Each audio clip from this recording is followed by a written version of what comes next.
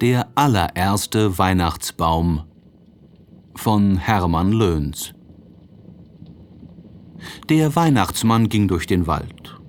Er war ärgerlich. Sein weißer Spitz, der sonst immer lustig bellend vor ihm herlief, merkte das und schlich hinter seinem Herrn mit eingezogener Rute her. Er hatte nämlich nicht mehr die rechte Freude an seiner Tätigkeit. Es war alle Jahre dasselbe. Es war kein Schwung in der Sache.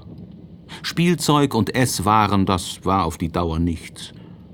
Die Kinder freuten sich wohl darüber, aber quieken sollten sie und jubeln und singen. So wollte er es. Das taten sie aber nur selten. Den ganzen Dezembermonat hatte der Weihnachtsmann schon darüber nachgegrübelt, was er wohl Neues erfinden könne, um einmal wieder eine rechte Weihnachtsfreude in die Kinderwelt zu bringen. Eine Weihnachtsfreude, an der auch die Großen teilnehmen würden.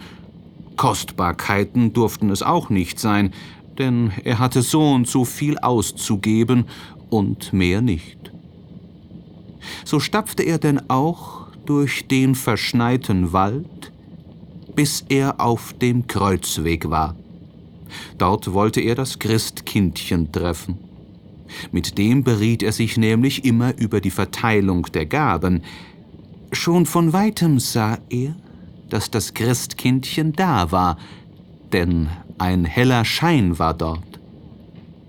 Das Christkindchen hatte ein langes, weißes Pelzkleidchen an und lachte über das ganze Gesicht. Denn um es herum lagen große Bündel Kleeheu und Bohnenstiegen und Espen- und Weidenzweige, und daran taten sich die hungrigen Hirsche und Rehe und Hasen gütlich. Sogar für die Sauen gab es etwas: Kastanien, Eicheln und Rüben.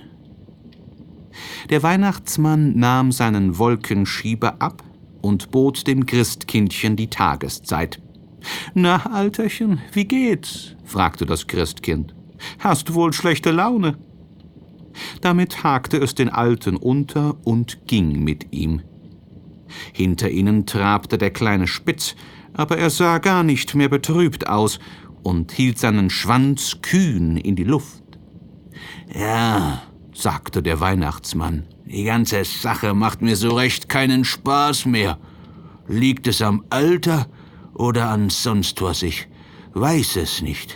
Das mit den Pfefferkuchen und den Apfeln und Nüssen, das ist nichts mehr.«